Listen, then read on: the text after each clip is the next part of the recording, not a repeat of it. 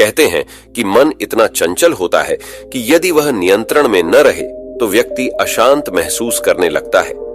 ये अशांति मन में एक पल में आने वाले सैकड़ों सवालों के कारण होती है और यह अशांति तब तक बनी रहती है जब तक कि व्यक्ति को मन में चल रहे सवालों का जवाब नहीं मिल जाता। ऐसे में तो यही लगता है कि मन को शांत रखना बेहद जरूरी है, लेकिन सवाल ये उठता है कि आखिर हम मन को शांत कैसे कर सकते हैं।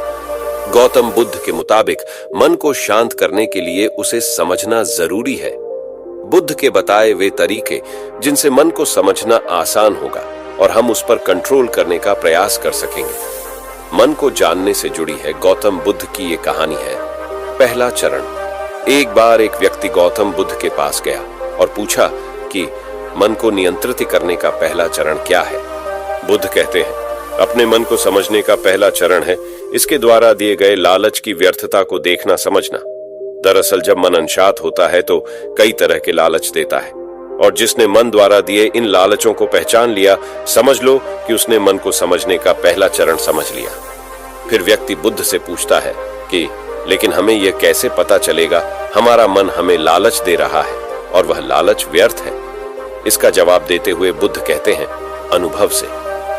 मनुष्य मन के लालच से जिस कार्य को अतिपूर्वक करता है उसमें उसे हानि ही होती है और हानि के बाद ही उसे अनुभव होता है। जैसे जिसने वास्तव में यह देख लिया कि नशा करना केवल दुख है, वह नशा मुक्त होना शुरू कर देगा। वहीं जिसने जान लिया कि ईश्वरिया से खुद का नाश होता है, वह ईश्वरिया से मुक्त हो जाएगा। मन को समझने का यही पहला चरण है। मन को जानने का दूसरा चरण व्यक्ति बुद्ध से पूछता है। यदि व्यक्ति पहले चरण से यह जान जाता है कि वह मन द्वारा दिए लालचों के कारण दुखी है, तो फिर दूसरा चरण क्या है? बुद्ध कहते हैं, खोज पर निकलना।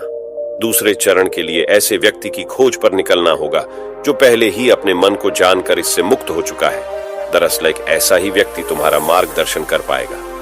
मन को जानने का तीसरा चरण व्यक्ति कहता है कि लेकिन ऐसे व्यक्ति की पहचान कैसे होगी? बुद्ध कहते हैं, यही तीसरा चरण है। सुनना ही अपने मन को समझने का तीसरा चरण है। व्यक्ति कहता है, क्या इसे देखकर पता नहीं किया जा सकता? बुद्ध कहते हैं, देखने में कोई व्यक्ति बहुत शांत और अच्छा लग सकता है, लेकिन उसके मन के भीतर क्या है यह उसके शब्दों से ही पता चल सकता है। लेकिन किसी की बातों पर तब तक विश्वास नहीं करना चाहिए जब तक कि वह तुम्हारे विवेक की कसौटी पर खरा न उतरे। मन को जानने का चौथा चरण गौतम बुद्ध कहते हैं कि कर्म ही मन को समझने का चौथा चरण है। खुद को जानने के लिए सही दिशा में कर्म करना जरूरी है, लेकिन कर्म करते हुए व्यक्ति हर बार दो गलतियां करता है। पहली गलती यह कि शुरुआत ही नहीं करना, और दूसरी गलती यह कि पूरा रास्ता तय न करना। इन दोनों ही गलतियों के पीछे हमारा मन होता है। व्यक्ति अपने कर्म को पूरा इसीलिए नहीं कर पाता क्योंकि वह सोचता है कि मैं कल से शुरुआत करूंगा तो कोई यह सोचता है कि मैं असफल हो जाऊंगा। इन गलतियों का मुख्य कारण है जागरूकता की कमी। इसके बिना मन व्यक्ति को सही दिशा में चलने ही नहीं देता। मन को जानने का पांचवा चरण गौतम बुद्ध कहते हैं कि मन को जानने और समझने का पांचवा चरण है जागरूकता। इसीलिए हर कार्य को जागरूकता के साथ करें।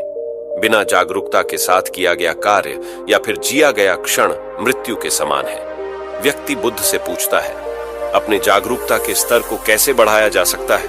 बुद्ध ने जवाब दिया, ध्यान से। मन को जानने का छठा और अंतिम चरण ध्यान ही मन को जानने, समझने और नियंत्रित करने का अंतिम चरण है। यानी ध्यान ही वह नाव है जिस पर बैठ मन रूपी नदी को पार किया जा सकता है। जिस व्यक्ति ने इन शुरुआती 5 चरणों से मन को जान लिया, उसने अपन मन को जीत लिया, उस पर काबू पा लिया।